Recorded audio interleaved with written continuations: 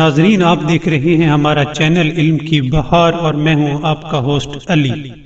ناظرین، ایک دفعہ کا ذکر ہے کہ امام موسیٰ کاظم علیہ السلام لوگوں سے مخاطب ہوئے اور فرمایا، اے لوگوں، میری بات غور سے سنو، تم زمرد کی انگوٹھی پہنا کرو، کیونکہ زمرد کی انگوٹھی پہننے سے مشکلیں آسان ہو جاتی ہیں، اور زمرد کی انگوٹھی پہننے کا دوسرا فائدہ یہ ہے کہ اس کے پہننے سے فقیری امیری میں بدل جاتی ہے۔